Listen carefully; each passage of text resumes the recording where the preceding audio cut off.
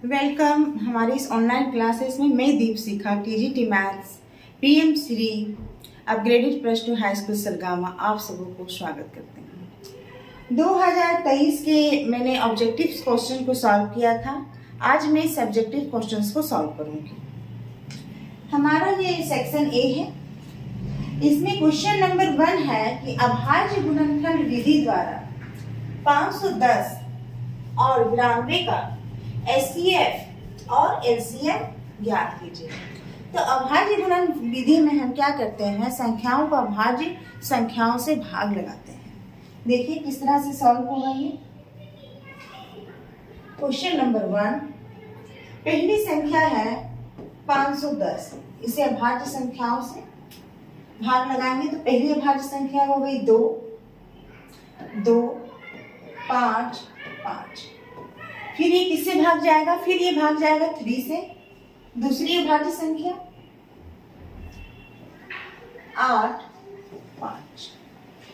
फिर ये 3 से भाग नहीं जाएगा, फिर अब ये भाग जाएगा 5 से। 1, 7। 17 अपने आप में अभाज्य संख्या है, इसे भाग नहीं लगाया जा सकता। अब दूसरी संख्या भी हम देख लें। दूसरी संख्या है 92। सबसे पहले अभाज्य संख्या 2 से ये भाग जाएगा 4, 6। फिर ये 2 से जाएगा 2, 3। 23 खुद एक अभाज्य संख्या है, इसे कोई दूसरी संख्या विभाजित नहीं कर सकती है। तो अभाज्य गुणनखंडन क्या प्राप्त हुआ, 510 का अभाज्य गुणनखंडन प्राप्त हुआ 2, 3, 5 और 17। और 92 का क्या प्राप्त हुआ, 92 का प्राप्त हुआ 2, 2, 23। अब हमें एचसीएफ निकालना है। एचसीएफ क्या होगा, ये दोनों में जो हमारा कॉमन फैक्टर होगा, हाईएस्ट कॉमन फैक्टर, वो हो जाएगा एचसीएफ। तो ये दोनों में क्या कॉमन है, सिर्फ 2। बाकी कोई भी संख्या ऐसी नहीं है जो इसे भी विभाज्य करे और 510 को भी विभाज्य करे और 92 को भी। तो क्या हो गया, एचसीएफ 2। एलसीएम क्या होगा, एलसीएम होगा बाकी जितनी संख्याएं हैं उसका प्रोडक्ट प्लस जो रिपीटेड है या जो कॉमन है वो कितने बार लिखाएगा, वंस टाइम। तो क्या होगा एलसीएम, यहाँ पर 3, ऊपर वाले से 3, 5, 17, ये दोनों में कॉमन नहीं है। और 92 में 2 और 23। अब क्या होगा, अब कौन सा नंबर प्रोडक्ट में आएगा, जो एचसीएफ में है, मतलब जो कॉमन है वो 1 टाइम्स लिखाता है, बाकी जो कॉमन नहीं है वो एज ए प्रोडक्ट में उतर जाता है।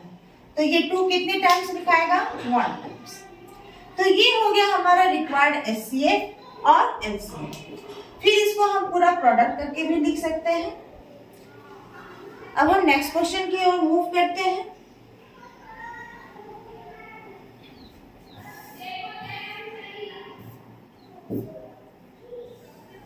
नेक्स्ट क्वेश्चन है क्वेश्चन नंबर 2। बहुपद px 3x² plus 7x minus 6 को बहुपद gx x प्लस 3 से भाग दीजिए तथा भागफल एवं शेषफल ज्ञात कीजिए। चलिए इस क्वेश्चन को सॉल्व करते हैं। ये है question number 2। Question number 2, gx x plus 3, ये किसे भाग देगा, px को। px क्या है, 3x² प्लस 7x माइनस 6। कैसे भाग लगाएंगे, सबसे पहले हम ये देखेंगे, ये जो हमारा पहला टर्म है और इसका पहला टर्म, ऐसा किससे गुना करें कि ये हमारा ये पहला टर्म और इसके पहले टर्म के बराबर आ जाए। तो यहाँ पर मेरा फर्स्ट टर्म है x और यहाँ है 3x²। यहाँ 3 घट रहा है, यहाँ पर 3 होता तो हमारा गुणांक सेम हो जाता है x² का। तो सबसे पहले इसका मतलब इसे 3 से मल्टीप्लाई करना पड़ेगा।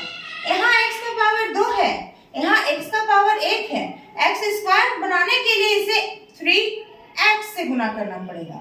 तो अगर हम इस x को इस 3x से अगर गुना गुना करते हैं तो ये टर्म इस टर्म के बराबर हो जाएगा। तो किससे हम इसको गुना करेंगे? 3x। 3x से इसको गुना किए, क्या मिला? 3x square. फिर 3x से इसको गुना किए तो क्या मिला? 9x। अब अगला काम क्या है? घटाने का। प्लस है तो माइनस, प्लस है तो माइनस, ये कैंसिल हो गया और हमारे पास क्या बचा? -2x। फिर अगला टर्म उतर जाएगा -6। अब हमारा पहला टर्म यहाँ पर क्या है? -2x है और यहाँ पर पहला टर्म क्या है? यहाँ पर पहला टर्म x है। तो किससे हम गुना करेंगे? ये पहला टर्म इसके पहले टर्म से बराबर हो जाए तो सिंपली -2 से हम मल्टीप्लाई करेंगे। -2x -6, हमारा जो नेक्स्ट स्टेप है घटाने का, प्लस। माइनस है तो प्लस, माइनस है तो प्लस, ये कैंसिल, क्या मिला? 0। तो भागफल हमें क्या मिला? भागफल हमें मिला 3x - 2। शेषफल क्या मिला? शेषफल हमें मिला 0। तो ये हो गया हमारा प्राप्त हल क्वेश्चन नंबर 2 के लिए। नेक्स्ट हम क्वेश्चन नंबर 3 की ओर मूव करेंगे।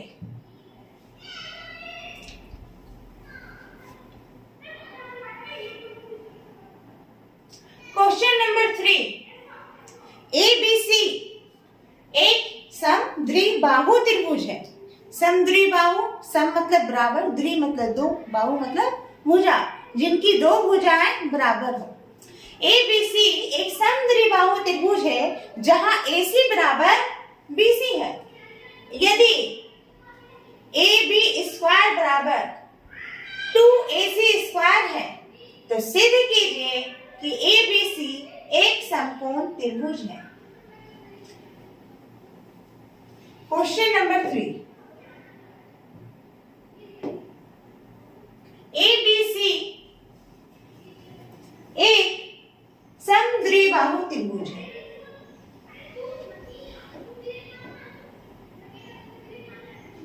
ABC जहां पर AC बराबर BC है तो यहां पर हमें यहां A लेना पड़ेगा।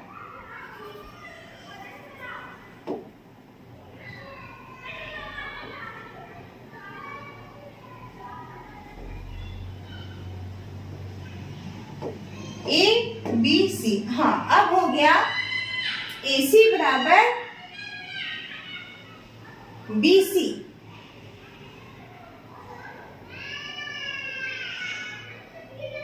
AC बराबर BC।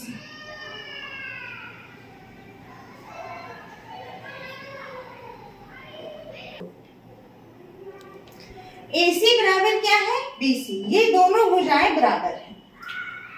और उसके बाद ये भी दिया हुआ है कि AB स्क्वायर बराबर 2AC स्क्वायर। चलिए यहीं से शुरू करते हैं। AB स्क्वायर बराबर 2AC स्क्वायर मतलब AC square plus AC square. एक तो AC ठीक है और दूसरी जगह AC की जगह क्या लिख सकते हैं हम लोग? BC। क्यों? क्योंकि AC बराबर BC क्या है? गिवन है। गिवन है कि AC बराबर BC है। पाइथागोरस थ्योरम से अगर कोई एक भुजा का वर्ग अन्य दोनों भुजाओं के वर्ग का योग होता है तो वो कैसा त्रिभुज होता है? वो त्रिभुज समकोण त्रिभुज होता है। तो पाइथागोरस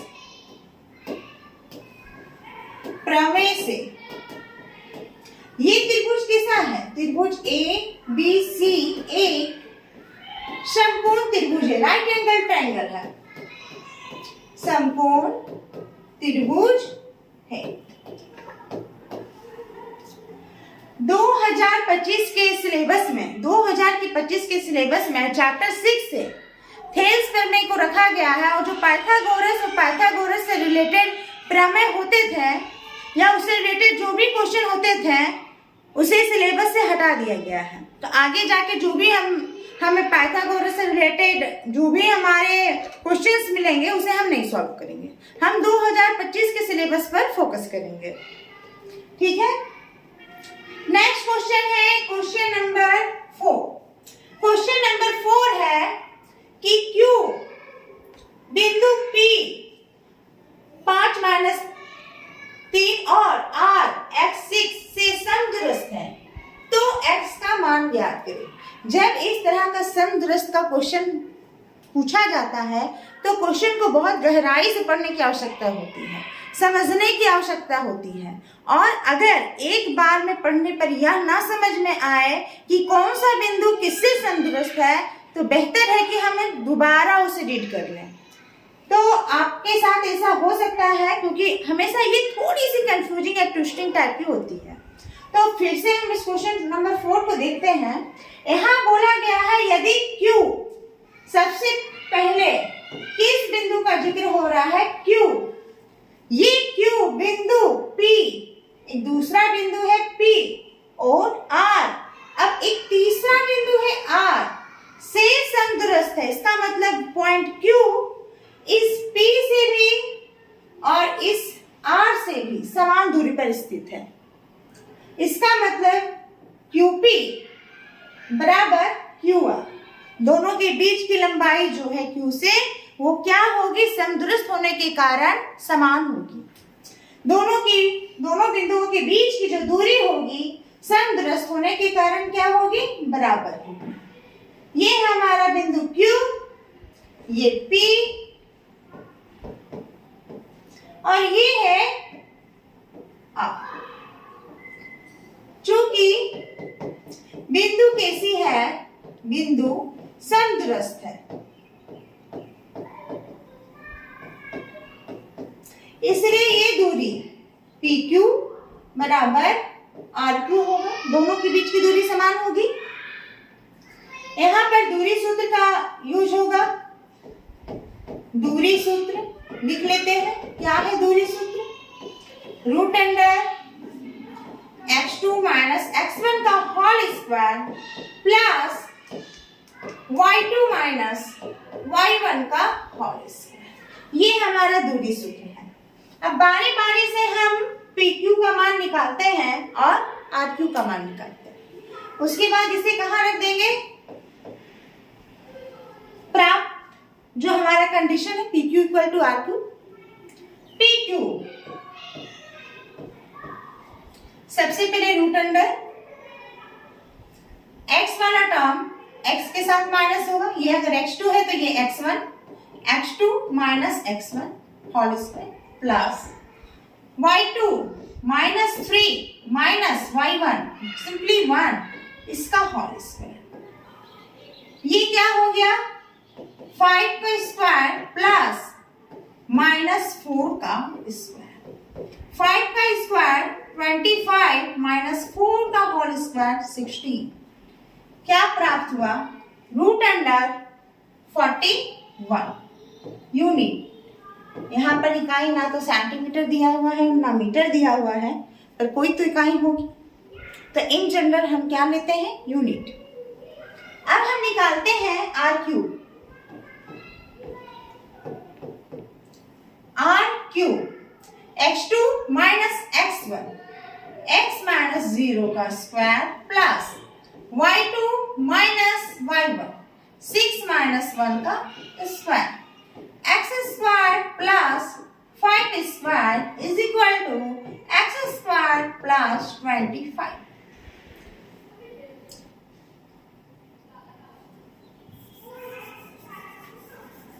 हमारे पास कौन सा कंडीशन गिवन है?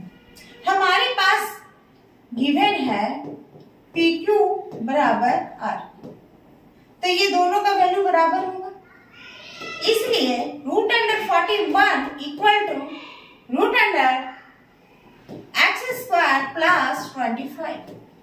दोनों तरफ स्क्वायर रूट है, आगे कैसे सॉल्व होगा? जब स्क्वायर रूट है तो स्क्वायर रूट को तो हटाना पड़ेगा, तो क्या करेंगे? दोनों तरफ वर्क करेंगे। जब हम दोनों तरफ बराबर के दोनों तरफ वर्क करते हैं तो हमारा मान क्या होता है, समान रहता है, पर रूट बदल जाता है। जिससे आगे हम इसको सिंप्लीफाई कर पाते हैं। दोनों तरफ वर्ग करने पर क्या कर रहे हैं, हम दोनों तरफ वर्ग कर रहे हैं। तो इधर हम वर्क करेंगे तो रूट अंडर 41 का होल स्क्वायर ये 41 हो जाएगा और ये क्या होगा, x square plus 26। X square का वैल्यू निकालना है तो एक्स स्क्वायर को एक तरफ रखेंगे, बाकी सारे टर्म्स दूसरी तरफ ले जाएंगे। 41 ये प्लस है, दूसरी तरफ जाएगा तो 26। क्या प्राप्त हुआ,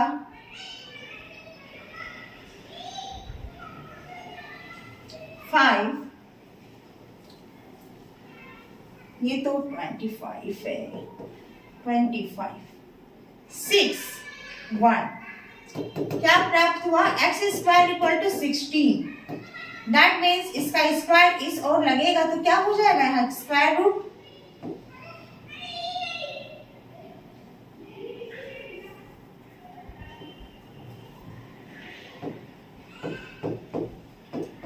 रूट अंडर 16 प्लस माइनस 4, तो x का क्या वैल्यू निकला, प्लस माइनस 4। ये है हमारा रिक्वायर्ड सॉल्यूशन। नेक्स्ट हम मूव करते हैं क्वेश्चन नंबर 5। ये क्वेश्चन ट्रिग्नोमेट्री से लिया गया है, चैप्टर नंबर 8 से। चैप्टर नंबर 8 से लिया गया है question number 5, evaluate the value sine 60 degree cos 30 degree plus sine 30 degree cos 60 degree.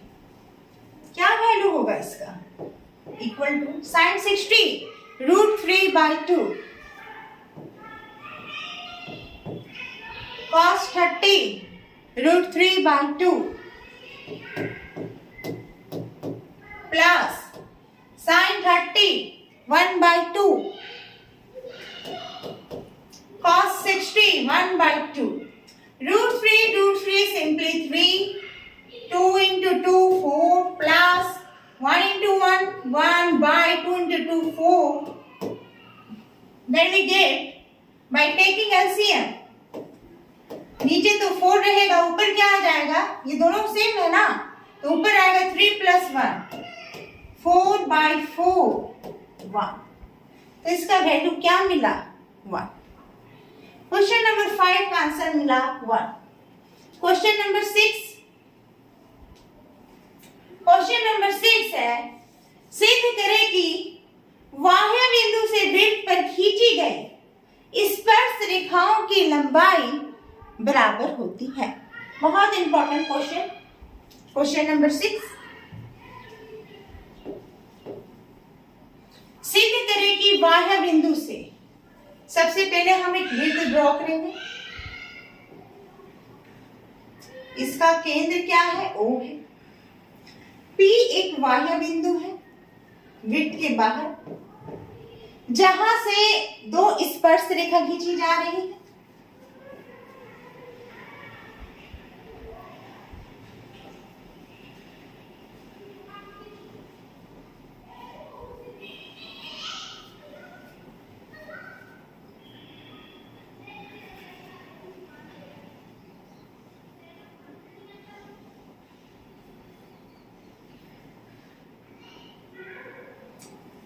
P बिंदु से क्रमशः 2 स्पर्श रेखा खींची गई है, एक PA और दूसरा PB। अब हमें ये सिद्ध करना है कि इन स्पर्श रेखाओं की लंबाई क्या है, बराबर। यहाँ पर सबसे पहले हम परिचय देंगे कि हमने वृत्त खींचा है, फिर एक बाह्य बिंदु है, O क्या है, वृत्त का केंद्र। P क्या है? बाह्य बिंदु। A और B क्या है? स्पर्श बिंदु, जहां पर यह स्पर्श रेखा वृत्त को स्पर्श करती है। और PA और PB क्या है? PA और PB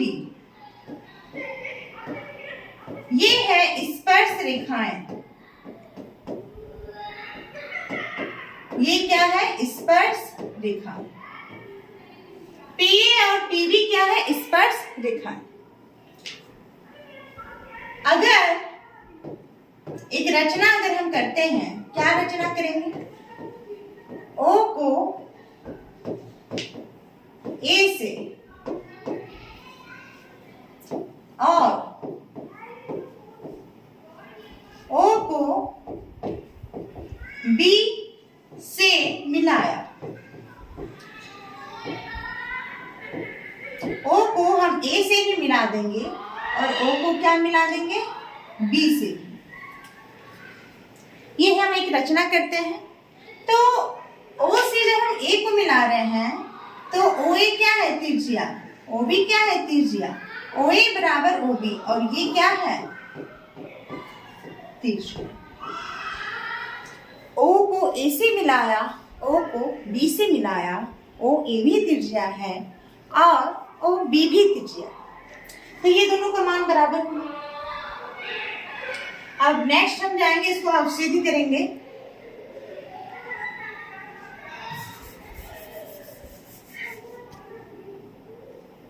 प्लस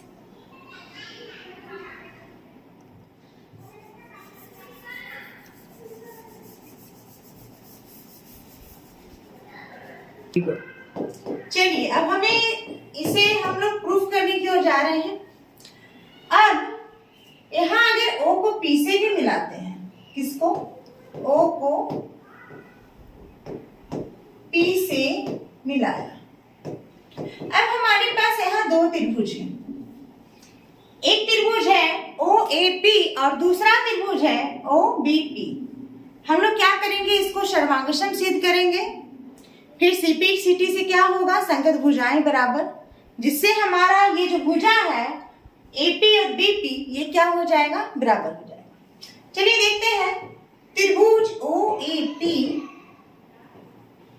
और त्रिभुज OBP से, ये दोनों त्रिभुज में देखिए कि OA बराबर OB, ये क्या है? त्रिभुज की त्रिज्या, इसलिए ये दोनों क्या होगा? बराबर होगा। हम लोग पहले भी पढ़ चुके हैं कि स्पर्श बिंदु पर त्रिज्या स्पर्श रेखा के साथ कितने डिग्री का एंगल बनाती है? 90 डिग्री का एंगल बनाती है। तो angle A equal to angle B कितना हो जाएगा? 90 डिग्री। और हमारा ये जो लाइन है OP और OP, ये दोनों, ये क्या है? दोनों त्रिभुज में कॉमन है। ये दोनों त्रिभुज में कॉमन है। तो इस तरह से हम क्या पा रहे हैं? AC। ये हो गया साइड, ये हो गया साइड और ये हो गया एंगल। साइड वाला एंगल साइड वाला साइड से, ये साइड इसके साइड से, और ये दोनों एंगल साइड एंगल से। ये जो हमारा ट्रायंगल है OAP सर्वांगसम हो जाएगा त्रिभुज OBP से।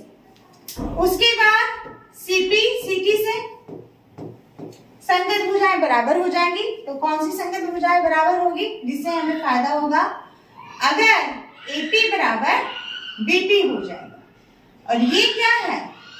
स्पर्श रेखाएं, इसलिए स्पर्श रेखाएं बराबर है।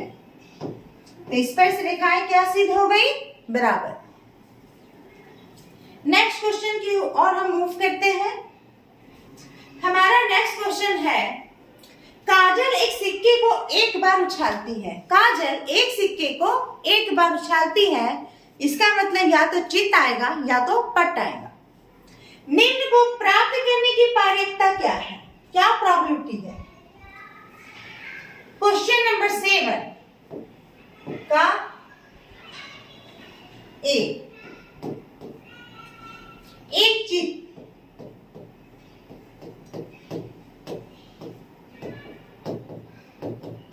यहाँ दो ही घटना है, या तो चित का या तो पट का। तो ऊपर क्या लिखते हैं? अनुकूल घटना की संख्या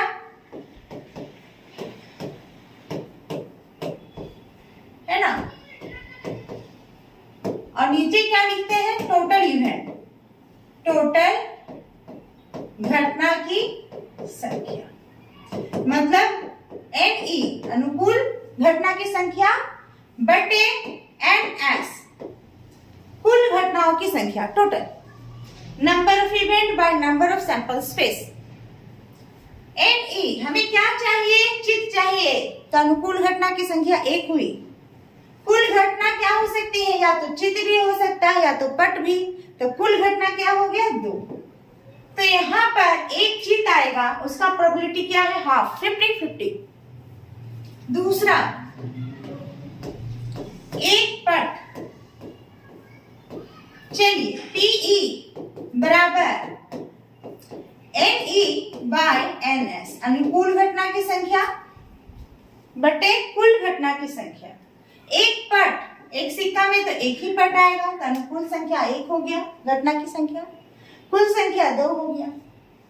मतलब ये हाफ हाफ चांसेस है कि चित आएगा या पट आएगा। गो नेक्स्ट क्वेश्चन है क्वेश्चन नंबर, चलिए अब हम सेक्शन बी की ओर पहुंच गए।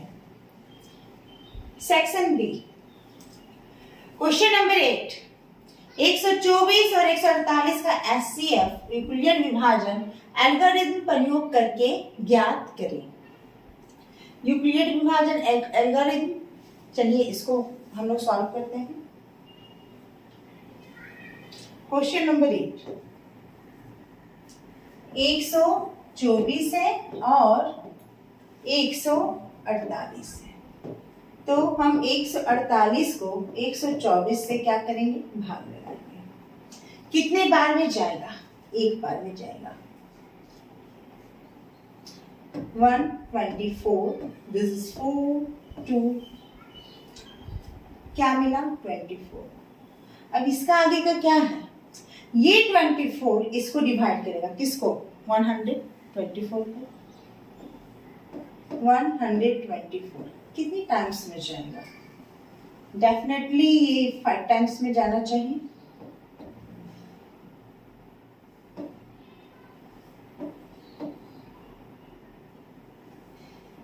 क्या मिला? 4। ये किसे डिवाइड करेगा? ये इसको डिवाइड करेगा। इस तरह से इसका डिवीजन होता है। ये डिवाइड करेगा इसको, और ये फिर ये किसको डिवाइड करेगा? 24 को। चलिए ये तो सिंपली 6 टाइम्स में चला जाएगा।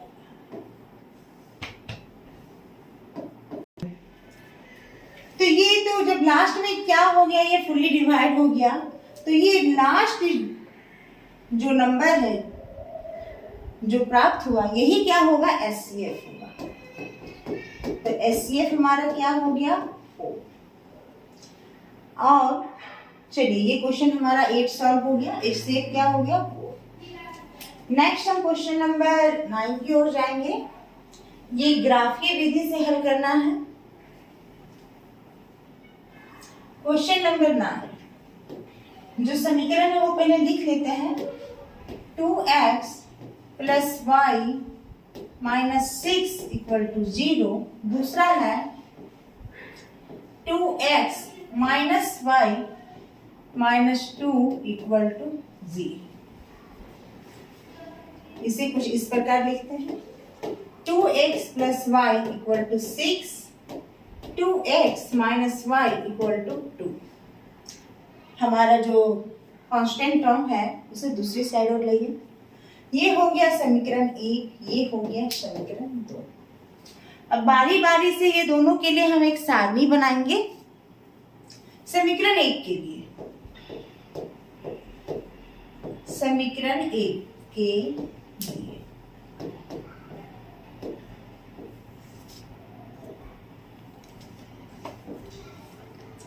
एक्स वाई, अगर समीकरण 1 में x इक्वल टू 0 लें तो क्या होगा? x इक्वल टू 0 लेंगे तो जहां x है वहां 0 हो जाएगा, मतलब 2 गुना 0 प्लस वाई इक्वल टू 6, तो क्या मिलेगा? y बराबर 6। और अगर हम y इक्वल टू 0 ले तो क्या होगा? 2x plus 0 equal to 6, 2x equal to 6, that means x equal to 3। x 0 लेंगे y 6, y 0 लेंगे तो x 3। अब हम समीकरण 2 के लिए बनाते हैं।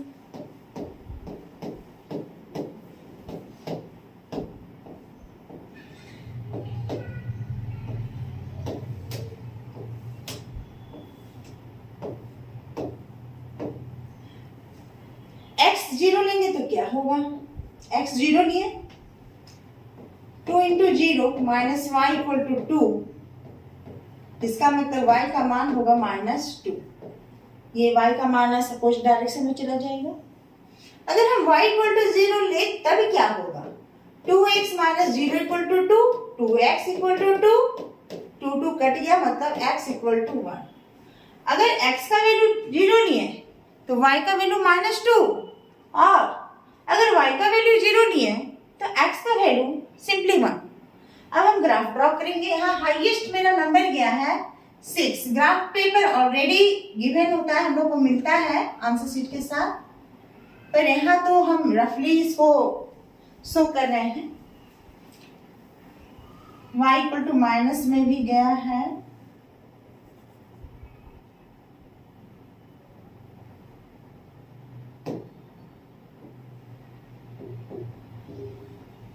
जीरो 1 2 -1 -2, 2 यूनिट ही बढ़ते हैं नेगेटिव डायरेक्शन की ओर, y के नेगेटिव डायरेक्शन की ओर।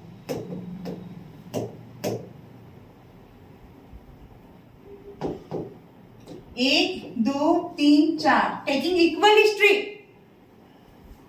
5 6 7 8, 1 2 3 4 5 6 7 8, 1 2 3 4 5 6 7 8, 1 2 3 4 5 6 7 8 9।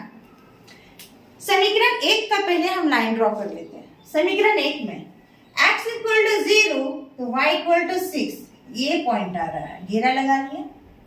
और अगर y इक्वल टू 0 है तो दैट मींस x एक्सिस पर जाएंगे तो x equal to 3, x equal to 3, y equal to 0 यहाँ आ रहा है। ये दोनों को मिला के एक लाइन ड्रॉ करनी है। ये किसके लिए हम ड्रॉ किए हैं? समीकरण 1 के लिए ड्रॉ किए हैं। तो यहाँ समीकरण 1 लिख दिए, किनारे किसी छोर जहाँ खाली जगह है। समीकरण 2 पे जाएंगे, y इक्वल टू -2, ये वाला पॉइंट आया, फिर x equal to 1, then y equal to 0, तो ये वाला पॉइंट आया।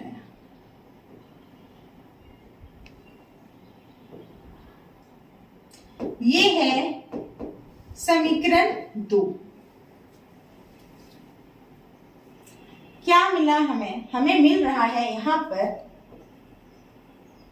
पर अगर हम देखें x की ओर परपेंडिकुलर डालें y की ओर, तो यहाँ मिलता है x का भी वैल्यू 2 और y का भी value 2, x equal to 2 and y equal is also 2। चलिए थोड़ा सा इक्वेशन में पुट करके देख लेते हैं। x equal to 2, 2 into 2 4 plus 2 that means 6, सही है, सेटिस्फाइड कर रहा है इक्वेशन। फिर x equal to 2 4 minus 2 equal to 2, ये समीकरण 2 को भी सेटिस्फाइड कर रहा है। तो हमारा इसका मतलब आंसर क्या प्राप्त हुआ है? सही प्राप्त हुआ। ये बना हमारा क्वेश्चन नंबर 9। अब हम जाएंगे क्वेश्चन नंबर 10 के लिए, जो कि एपी से है। Next we move to question 10।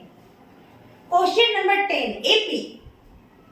Question number 10 AP में a इक्वल टू 7 गिवन है, a equal to 13 equal to 35 given है, d और s 13 निकालना है। क्या निकालना है? d equal to what and s 13 equal to what. चलिए यहां से जाते हैं A13 से।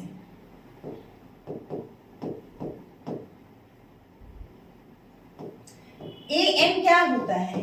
A plus n minus 1 into T. ध्यान दीजिए यहाँ n की जगह कितना है, क्या है? n की जगह यहाँ पर 13 लिखा हुआ है, इसका मतलब n का मान 13 है। यहाँ भी n का मान क्या दिया हुआ है? h13, मतलब n की जगह 13 लिखा हुआ है, तो n का मान क्या है? 13 और a का मान क्या है? 7। तो ये हो गया A13, a का मान है 7, n का मान है 13 और d का मान बताना। A13 का वैल्यू है 7 नॉट 35। A13 का वैल्यू है 35, 7। सबसे पहले ब्रैकेट का काम होगा बॉडमास के अकॉर्डिंग, तो 13 माइनस 1 12d। इस 7 को इस डायरेक्शन में ले आएंगे, अपोजिट इक्वल के अपोजिट। 35 ये प्लस में है तो माइनस दूसरी ओर आएगा, तो ये है 12d। 8 2 12d। तो d इक्वल टू क्या मिला? 28 बाय क्रॉस डिवीजन, ये नीचे चला गया तो हुआ 12। तो ये आ गया 7 बाय 3, 4 से कट रहा है, 7 टाइम्स में 28 एंड 3 टाइम्स में 12, तो d बराबर मिला 7 बाय 3।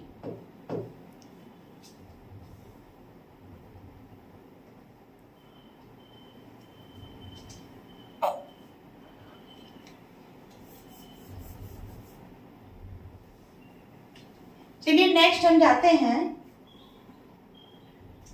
निकालते हैं H13।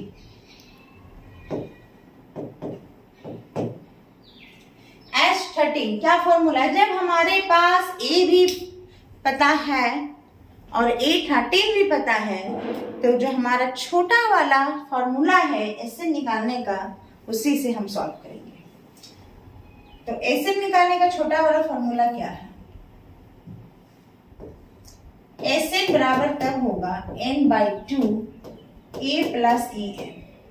ये फॉर्मूला तब हम अप्लाई करते हैं जब प्रथम पद और जितने पदों का योग निकालना है उसका अंतिम पद ज्ञात हो। हमें निकालना है H13, तो n का वैल्यू है 13, a plus a 13/2।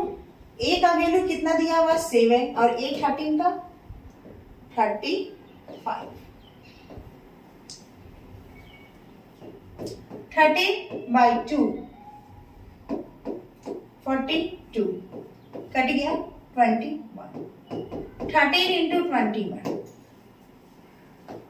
13 into 21 multiply करेंगे, क्या आंसर आया? 273। हमारा H13 का वैल्यू मिला 273। ये हो गया हमारा रिक्वायर्ड सॉल्यूशन। अब हम नेक्स्ट क्वेश्चन की ओर मूव करेंगे। क्वेश्चन नंबर 11, एबीसी का क्षेत्रफल निकालिए जिनके शीर्षों का निर्देशांक दिया हुआ है। ये जो हमारा त्रिभुज का क्षेत्रफल निकालना है, ये हमारा चैप्टर निर्देशांक की ज्यामिति से दिया हुआ है और इसमें त्रिभुज निकालने वाला जो पोर्शन है उसे सिलेबस से डिलीट कर दिया गया है 2025 में। तो इसको छोड़ के हम अगले क्वेश्चन की ओर मूव करेंगे जो कि है हमारा question number 12। Next we move to question number 12।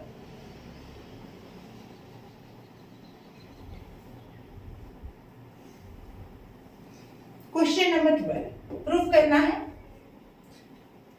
सिद्ध कीजिए कि cos A by 1 plus sin A plus 1 plus sin B sin A by cos A equal to 2 sec A। We move from LHS।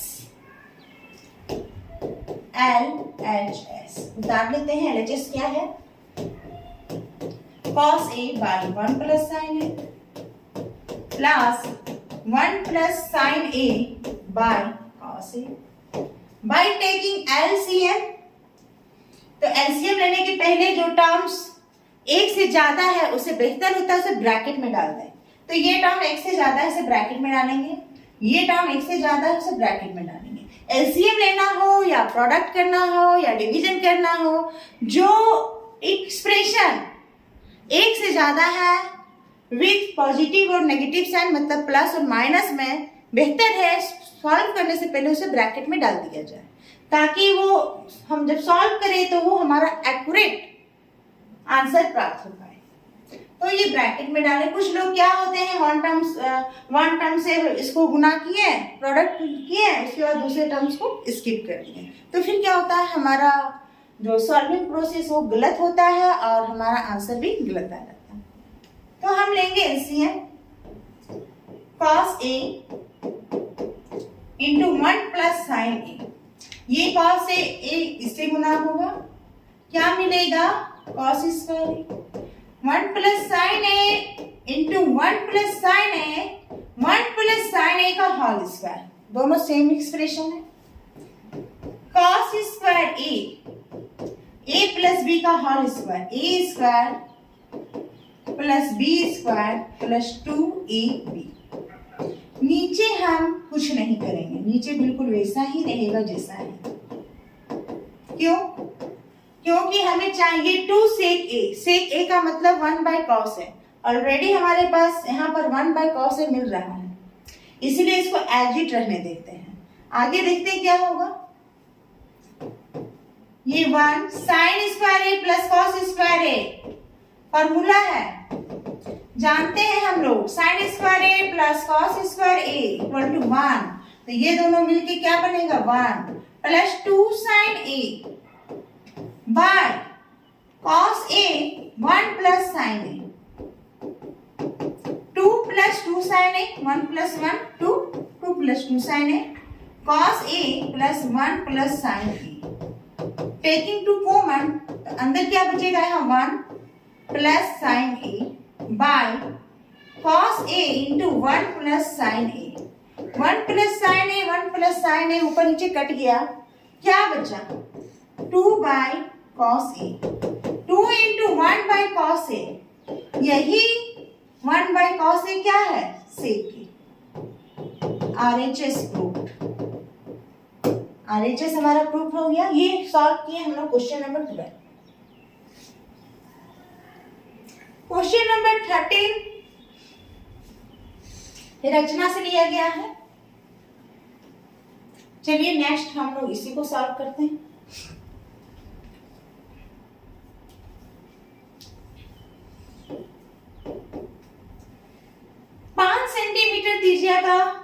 त्रिज्या के एक वृत्त पर ऐसी 2 स्पर्श रेखाएं खींचिए जो परस्पर 60 डिग्री का कोण बनाता है। कितने डिग्री का एंगल बनाया गया है 60 डिग्री का। तो सबसे पहले हम एज ए फर्स्ट स्टेप हम क्या करेंगे, सबसे पहले 5 सेंटीमीटर का एक वृत्त खींचेंगे, ठीक है। फिर इसका त्रिज्या ले लिया हम, ये कितने का है 5 सेंटीमीटर का। तो यहाँ 2 जगह हमें एंगल ड्रॉ करेंगे। अगर ये ए पॉइंट है तो इस ए पॉइंट पर 90 डिग्री ड्रॉ करेंगे, क्योंकि स्पर्श बिंदु पर स्पर्श रेखा त्रिज्या के साथ 90 डिग्री का कोण बनाता है। तो कैसे ड्रॉ करेंगे, प्रकार लेंगे, इस प्रकार काटेंगे। इसी एंगल से यहाँ ये 30, फिर यहाँ पर इस नीब लेकर यहाँ पर 120, फिर एक बार नीब इधर लेंगे, फिर एक बार इधर नीब लेके फिर दूसरी डायरेक्शन से इसे काटेंगे, और उसके बाद इस कटिंग पॉइंट पर इस पॉइंट से इस कटिंग पॉइंट को ड्रॉ करेंगे। तो ये हमारा यहाँ बना 90, ये तो 90 बन गया। अब ये दिमाग में रखना है हमारा ये कितना डिग्री का एंगल बनाएगा, केंद्र पर 120 डिग्री का। तो क्यों ना हम यहाँ पर 120 डिग्री का ड्रॉ करें। कैसे ड्रॉ होगा, ये चाप लिए, एक बार काटे 30, एक बार काटे 60, दूसरी बार काटे तो 120। तो ये कटिंग पॉइंट और ये केंद्र से मिला के ड्रॉ करेंगे। ये है बी पॉइंट, ये त्रिज्या भी है। तो ये हमारा ड्रॉ हो गया 120 डिग्री, केंद्र पर हमारा 120 डिग्री का एंगल बन गया। अब ये जो नेक्स्ट पॉइंट है, यहाँ स्पर्श बिंदु है, यहाँ पर कितना डिग्री का कोण बनाएंगे? 90 का। एक बार चाप काटेंगे 60, दूसरी बार 60, फिर अब की बार 60 डिग्री जहां बना है वहां पर पॉइंट रखकर एक बार आगे की ओर से, एक बार 20 डिग्री वाले के पॉइंट रखकर एक बार पीछे की ओर से। तो ये 60 और 120 का मध्य बिंदु हमारा हो गया 90। ठीक है, तो ये कटिंग पॉइंट को ज्वाइन किए हैं, तो ये तो 90 हो गया, ये 120 हो गया। अब देखिए ये 90 90 180, टोटल 360 होना चाहिए। 120 तो यहाँ अपोजिट में कितना है? ये डेफिनेटली ये 60 डिग्री है। तो इस प्रकार से हम एक बाह्य बिंदु B से एक ऐसा स्पर्श रेखा हम लोग खींचे जो केंद्र पर 120 डिग्री का एंगल बना रहा है और बाह्य बिंदु पर ये दोनों स्पर्श रेखाएं मिलकर 60 डिग्री का कोण बना रही है। तो ये हमारा स्टेप्स हुआ ड्रॉ करने का। फिर से रिपीट करते हैं। First of all we take a radius, और ए को क्या मानेंगे हम लोग? स्पर्श बिंदु। यहाँ पर 90 डिग्री का कोण बनाएंगे, चाप लेंगे, एक बार में 60, दूसरी बार में 120, फिर उसका नीब लेंगे 120 पर, आगे से कट करेंगे, फिर लेंगे 60 पर, आगे से कट करेंगे, तो 60 और 120 के बीच में कौन सा एंगल आएगा? बीचों बीच 90। तो ये कटिंग पॉइंट को ए से ज्वाइन करते हुए आगे बढ़ाएंगे। फिर केंद्र पर 120 का कोण बनाएंगे, एक चाप में 60, दूसरे चाप में 120 के कटिंग पॉइंट को फिर हम ज्वाइन करते हुए ओ से ड्रॉ करेंगे रेडियस, त्रिज्या। फिर बी जहां स्पर्श करती है वहां फिर 90 डिग्री का कोण बनाएंगे और फिर इस तरह से मिलाते हुए ड्रॉ करेंगे। ये दोनों कट कर जाएगा पॉइंट बी पर, जो वो हवाई बिंदु है जहां से दो स्पर्श रेखा बीपी और एपी ड्रॉ किया गया है, जो केंद्र पर 120 डिग्री का कोण बना रही है। नेक्स्ट क्वेश्चन की ओर मूव करते हैं। क्वेश्चन नंबर 14, छायांकित क्वेश्चन नंबर 14, छायांकित भाग का क्षेत्रफल ज्ञात कीजिए। यहाँ पर पिक्चर गिवन है। क्वेश्चन नंबर 14, छायांकित भाग का क्षेत्रफल निकालें। जो भुजा क्या है? यहाँ पर भुजा है प्रत्येक, ये वर्ग का प्रत्येक भुजा है 14 सेंटीमीटर। ठीक है, चलिए 14 सेंटीमीटर भुजा है। यहाँ पर दो वृत्त है, दो वृत्त है। तो दोनों वृत्त का जब दो व्यास को मिला रहे हैं तब क्या मिल रहा है? ये इस तरह है। मान लीजिए ये दो वृत्त का दोनों भुजा को मिला रहे हैं, दोनों मतलब दोनों व्यास को मिला रहे हैं, दो बार व्यास को मिला रहे हैं, तो इसकी भुजा के बराबर हो रहा है। तो मानते हैं, माना कि वृत्त की त्रिज्या बराबर r। तो कितना बार r लेंगे कि इसके भुजा के बराबर हो जाएगा? देखिए ये केंद्र है, एक बार r लिए, फिर एक बार, फिर एक बार, फिर एक बार, मतलब 4 बार r को मापेंगे तब जाके उसका माप उस वर्ग की भुजा के बराबर होगा। इसका मतलब 4r बराबर वर्ग की भुजा। इसका मतलब 4r बराबर 14। इसका मतलब r बराबर 14 बराबर 4, दैट मीन्स 7/2। r बराबर मिला 7/2। अब छायांकित भाग का क्षेत्रफल ऐसा करते हैं, पहले वर्ग का क्षेत्रफल निकाल लेते हैं। छायांकित भाग का क्षेत्रफल ये है वर्ग का क्षेत्रफल माइनस 4 गुना वृत्त का क्षेत्रफल। कितने वृत्त है? 4 वृत्त है, तो 4 गुना वृत्त का क्षेत्रफल कितने वर्ग है? 1 वर्ग है। तो वर्ग का क्षेत्रफल हो गया भुजा स्क्वायर माइनस 4 पाई r स्क्वायर। भुजा स्क्वायर, भुजा है 14 माइनस 4 पाई 22/7, r स्क्वायर 7/2 इंटू 7/2, 1 7 कट गया, दोनों 2 2 से 4 कट गया। 14 का whole square 196 minus 22 into 7 that is 154। 42 सब सेंटीमीटर में है, यस सब सेंटीमीटर में है, तो सांख्यिक भाग का क्षेत्रफल हो गया 42 सेंटीमीटर स्क्वायर। बहुत आसान क्वेश्चन था ये। Next we move question number 14, द्विघात समीकरण। द्विघात समीकरण 3x square minus 5x plus 2 equal to 0। तो विविधता निकाले, मूलों की प्रकृति और द्विघात सूत्र का प्रयोग कर मूल निकाले। चलिए question number 15, 3x square minus 5x plus 2 equal to 0। इसे किससे कंपेयर करेंगे हम? ax square plus bx plus c equal to 0 से। a equal to 3, b equal to minus 5 and c equal to 2। Formula क्या है विविधता का? d b square minus 4ac b minus 5 का whole square minus 4a 3c 2 25 minus 24 equal to 1 d is equal to 1। ये हो गया हमारा विविधता डिस्क्रिमिनेंट। अब देखिए d क्या है? प्रकृति। ये तो हमारा हो गया विविधता, लिख देते हैं विविधता। इसका मान क्या मिला? 1। चूंकि d इज ग्रेटर देन 0, इसका मान 0 से ज्यादा है, तो मूल की प्रकृति क्या होगी? तो मूल की प्रकृति, चलिए मूलों की प्रकृति कैसी होगी? वास्तविक और असमान। मूलों की प्रकृति हो जाएगी वास्तविक, रियल। d अगर 0 से बड़ा है तो वास्तविक और असमान, दोनों का वैल्यू डिफरेंट निकलेगा x का। अब हम निकालेंगे द्विघात सूत्र का प्रयोग करके इसका वैल्यू। द्विघात सूत्र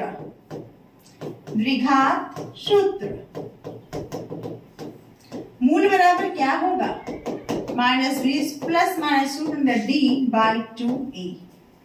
चलिए माइनस का माइनस, b का वैल्यू कितना है? Minus 5 plus minus root under 1 by 2, a का value 3 minus into minus plus plus minus 1 by 6। चलिए एक बार प्लस साइन लेना है, एक बार माइनस। मूल क्या है? x। 5 प्लस साइन लिए तो by 6 that means 6 by 6 that means 1। x का वैल्यू मिला यहाँ 1।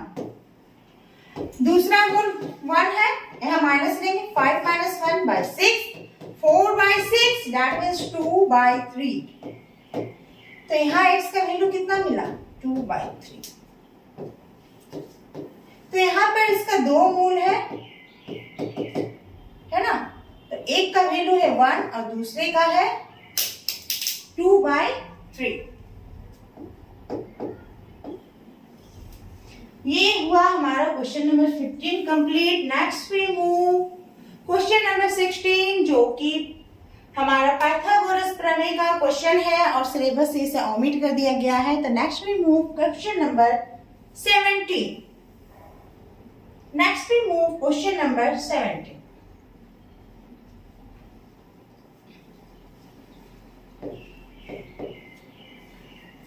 सबसे पहले ये देख रहे हैं हाइट एंड डिस्टेंस का क्वेश्चन है। तो first of all we draw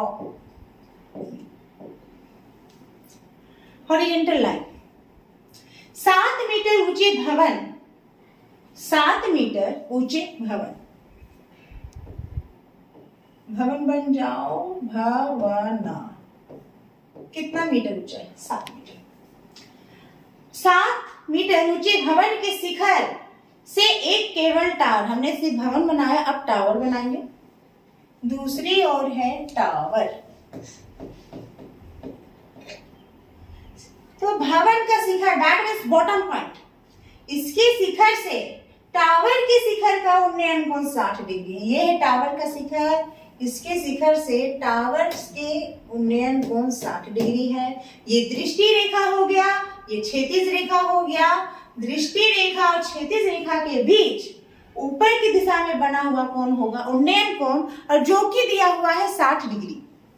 60 degree draw हो गया। उसके बाद इसके पास दैट मीन्स बॉटम पॉइंट किसका, भवन का, इससे शिखर का उन्नयन कोण 60 डिग्री है, इसके बाद का अवनमन कोण 45 डिग्री है। टावर के शिखर, अगर भवन के छत पर बैठकर शिखर का, ये टावर का शिखर देखें, मतलब टॉप पॉइंट देखें तो 60 डिग्री का एंगल बना रहा है, और इसी टॉप पॉइंट मतलब भवन के ही टॉप पॉइंट से अगर इसका बॉटम पॉइंट देखें, मतलब पाद बिंदु देखें किसका, टावर का, तो ये अवनमन मतलब नीचे की ओर ये कितना डिग्री का कोण बना रहा है, 45 डिग्री का। तो अवनमन कोण कहाँ बनेगा, दृष्टि रेखा जो नीचे की ओर देख रहे हैं, और क्षैतिज रेखा जो हमारी दृष्टि के ठीक हॉरिजॉन्टल लाइन में है। तो ये कितना है, 45 डिग्री। अब हमें याद करना है कि टावर की ऊंचाई क्या है। देखिए ये 7 मीटर है।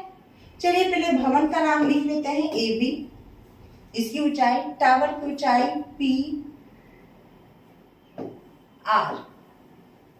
ये दोनों समांतर है तो AB बराबर क्या हो जाएगा, QR, तो ये भी 7 मीटर हो जाएगा। और ये दोनों समांतर रेखा है, कौन, BR और AQ, क्योंकि दोनों एक क्षैतिज रेखा है। तो ये 45 है, तो ये कितना डिग्री का कोण हो जाएगा, एकांतर कोण के कारण ये भी 45 डिग्री हो जाएगा।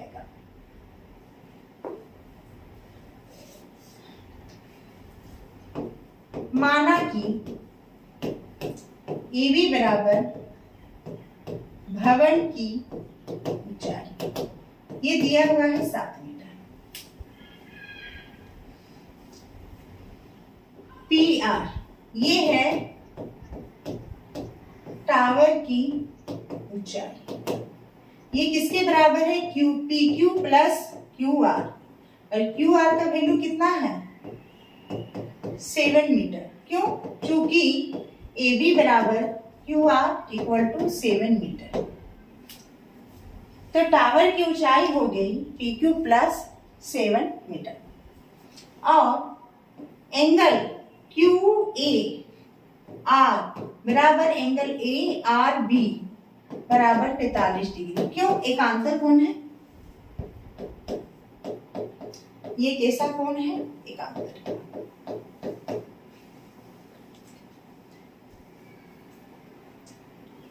अब हम निकालेंगे सिर्फ PQ का वैल्यू, क्योंकि QR का तो वैल्यू प्राप्त ही 7 मीटर। तो त्रिभुज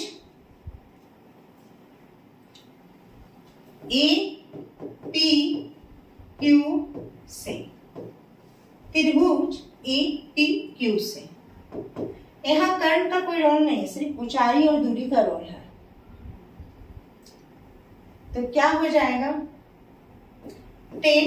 60 डिग्री लेंगे यहाँ पर, ऊंचाई PQ by AQ, 60 √3 PQ by AQ by cross multiplication PQ equal to AQ into √3। इसे हम मानते हैं समीकरण 1। अब एक दूसरे त्रिभुज में जाएंगे, त्रिभुज ABR, त्रिभुज ABR से यहाँ भी 10 ही लेंगे, क्योंकि यहाँ कर्ण का कोई रोल नहीं है, ऊंचाई और दूरी का रोल है, और ऊंचाई और आधार 10 के फॉर्मूला में आता है, tan थीटा में। तो यहाँ पर 10, यहाँ एंगल कितना है, 45 डिग्री। यहाँ पर ऊंचाई है AB और आधार है BR। 10 45 हो गया 1, AB का मान हो गया 7 मीटर बटे BR by cross multiplication BR equal to 7 metre. BR, यही BR किसके, BR, हाँ यही BR किसके बराबर है, AQ के बराबर है। इसका मतलब AQ बराबर 7 मीटर। क्यों, क्योंकि BR बराबर है AQ का। अब इस AQ का वैल्यू कहाँ रखेंगे, समीकरण 1 में। इसलिए AQ का मान समीकरण 1 में रखने पर PQ बराबर क्या मिलेगा, 7√3। हमें पी क्यू का वैल्यू मिल गया।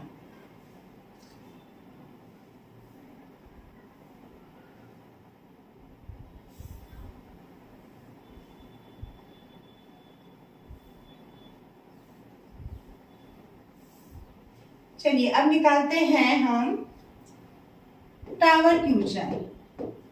टावर की ऊंचाई, टावर की ऊंचाई है हमारा P Q plus Q R. P Q का वैल्यू है 7√3 के और क्यू आर का 7 कॉमन √3 प्लस 1। इसका यूनिट मीटर है तो लास्ट में क्या लगेगा, मीटर। तो टावर की ऊंचाई हो गई 7 × √3 plus 1। Next we move question number 18 जो कि छिन्नक से दिया हुआ है।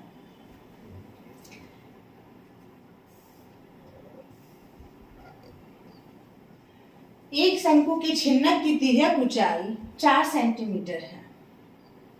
इसके वृत्तीय सिरों का परिमाप परिधियां 18 और 6 सेंटीमीटर है। इस छिन्नक का वक्र पृष्ठीय क्षेत्रफल ज्ञात करें। इस छिन्नक का हमें वक्र पृष्ठीय क्षेत्रफल ज्ञात करना है। क्वेश्चन नंबर 18 हमारे जो नए सिलेबस है 2025 में उससे ओमिटेड है। तो next we move question number 19। Question number 19 हमें यहाँ पर माध्य निकालना है। तो माध्य निकालना है तो वर्ग अंतराल, ये हो गया हमारा वर्ग अंतराल। फिर बारंबारता,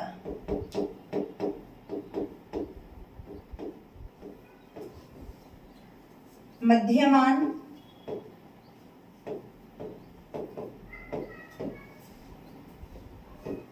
FI/XI। बारंबारता FI से इंडिकेट किया जाता है, मध्यमान को XI से भी इंडिकेट किया जाता है। वर्ग अंतराल है 45, 55। इसकी बारंबारता है 3। तो मध्यमान इसका क्या होगा, वर्ग अंतराल को जोड़ के उसे हाफ से डिवाइड किया जाता है। 45 + 55 100, 100 का आधा 50। FI × XI 150, 3 × 50 150। फिर दूसरा वर्ग अंतराल है 55 से 65। 55 और 65 दोनों का जोड़ हो गया 120। तो इसका हाफ क्या हो गया 60। अब FI × XI दोनों को गुना किए। फिर तीसरा वर्ग अंतराल है 65, 75 और इसकी बारंबारता है 11। ये दोनों को जोड़ेंगे 140, 140 को हाफ करेंगे तो 70, गुना करेंगे तो FI/XI 770। फिर अगली वर्ग अंतराल है 75, 85, इसकी बारंबारता है 8। ये दोनों को जोड़कर भागा लगाएंगे तो मिलेगा 160/2 मतलब 80। FI × XI 640। लास्ट है 85 से 95, इसकी बारंबारता है 3। 85, 95 को जोड़ेंगे तो हो जाएगा 180। इसको 2 से भाग देंगे तो क्या मिलेगा 90। FI × XI 270। तो किनको जोड़ना है, summation of FI sigma FI ये सब को जोड़ेंगे। क्या मिलेगा 13, 11 + 8 + 3 35। सिग्मा FI × XI 0 0 0 0 12 4 16 16 और 7 23 2 8 2 10 10 17 17 और 7 17 और 7 24। माध्य निकालना है हमें x बार। इसका फॉर्मूला है sigma fi into xi by sigma fi। 24 30 35। 5 से जाएगा 7, 4 8 6। फिर अब ये कटेगा 6 7 42 9.43। तो हमारा माध्य का वैल्यू क्या निकला यहाँ पर? माध्य का वैल्यू निकला 69.43। इसी के साथ 2023 के सारे प्रश्नों का हल हमने किया। उम्मीद है कि आप लोग के लिए ये बहुत फायदेमंद होगा। धन्यवाद।